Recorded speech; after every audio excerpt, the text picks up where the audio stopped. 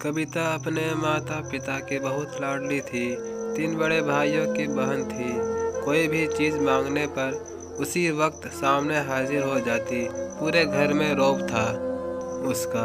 पूरे परिवार और नौकरों पर राजकुमारी की तरह हुक्म चलाती थी। कविता स्कूल में भी पूरा रौब था उसका। बड़े घर की लाडली जो थी वह ऐसे ही उसने कॉलेज में दाखिला लिया। उसके ठाट बाट बड़ी गाड़ी में आना जाना, हर दिन नया फैशन देखकर हर कोई उससे दोस्ती करना चाहता था। थोड़े ही दिनों में उसके बहुत से दोस्त बन गए। पूरे कॉलेज में उसकी अपनी ही एक पहचान थी। इन दिनों उसके घर एक रिश्ता आया। खानदानी लोग थे और पापा की पुरानी जान पहचान थी। उनके साथ कविता के साथ कोई ज़बरदस्ती नहीं थी, पर कविता ने फिर भी हाँ कर दी क्योंकि वह अपने परिवार से बहुत प्यार करती थी।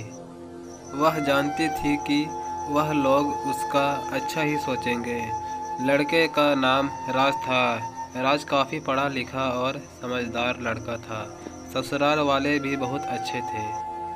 ससुराल में कविता की जगह वैसी ही थी जैसी कि मायके में कोई भी कार्य कविता की सलाह के बिना नहीं होता था।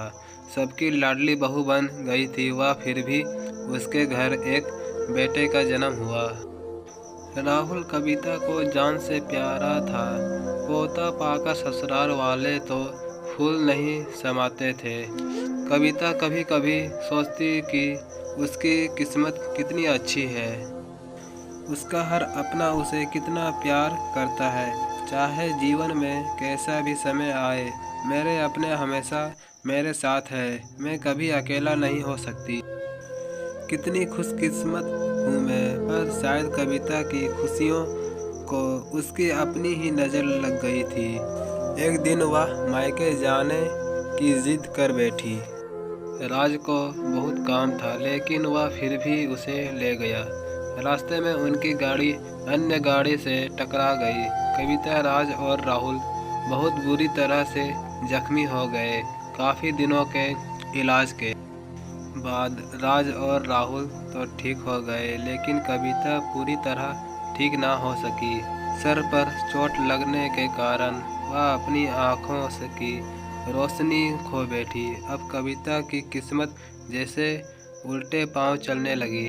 मायके वाले कुछ दिनों तक उसे मिलने आते रहे, फिर कभी कभार फ़ोन ही करके पूछ लेते कि अब कैसी हो। धीरे धीरे ये सिलसिला भी कम हो गया। ससुराल वालों की सहानुभूति भी कम होने लगी। घर में किसी को पास बैठने के लिए कहती तो जवाब मिलता, बहुत काम है, अब तुम भी हाथ नहीं बटा सकती।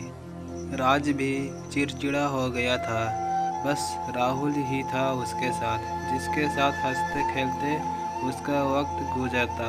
एक दिन कविता के हाथ से कुछ सामान गिर गया, जिसकी वजह से राहुल को हल्की सी चोट लग गई। कविता के सास ससुर ने राहुल को उससे अलग कर दिया कि कहीं उसके न देखने की वजह से बच्चे का कोई नुकसान ना हो जाए। कविता अंदर से टूट चुकी थी। एक दिन उसने सबके सामने मायके जाने की इच्छा रखी तो राज उसे तुरंत मायके छोड़ आया, जैसे कि वह भी यही चाहता था। लेकिन राहुल को उसके साथ नहीं भेजा गया। कविता कभी राहुल से दूर नहीं रही थी, पर अपनी कमी के कारण उसने ज़्यादा बहस नहीं की। कविता को लगा कि वह 3-4 दिन वहाँ रहेगी तो थोड़ा हवा पानी बदल जाएगा, क्योंकि वह कितने दिनों से कहीं भी बाहर नहीं गई थी। घर वाले भी इतने दिनों बाद उसे देखकर कितने खुश होंगे। कविता के घर पहुंचने पर सब लोग बहुत खुश हुए। खाने में सब कुछ कविता की पसंद ही बना था।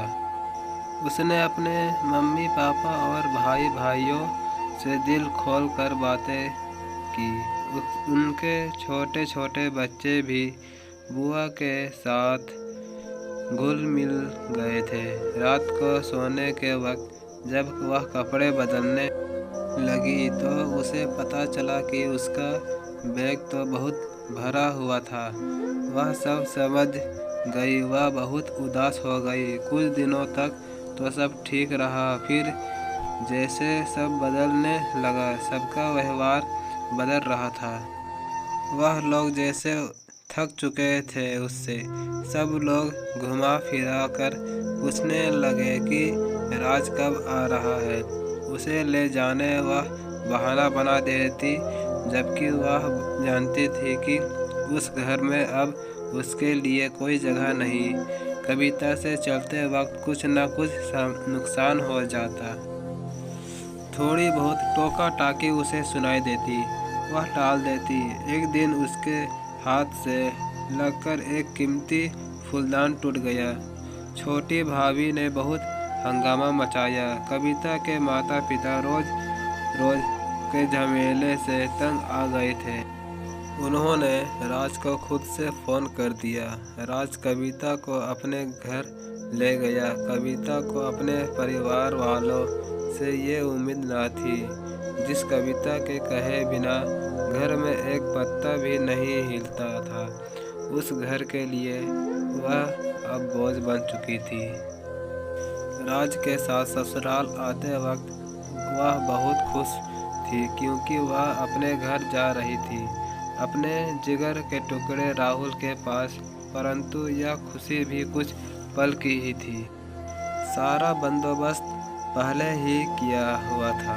कविता को सीधे ऊपर वाले कमरे में पहुंचा दिया गया। राहुल से दूर रहने की सख्त चेतावनी दी गई। एक कामवाली लता को उसकी जिम्मेदारी सौंपी गई, जो उसके खाने पहनने जैसी ज़रूरतों का ध्यान रखती। कविता ज़्यादातर चुप ही रहती। कभी कभी कामवाली लता से थोड़ा बतिया लेती। उसके ज़रिए राहुल का पता चल जाता। सबकी लाडली बेटी और बहू सबके लिए लाडली सी बोझ बन चुकी थी।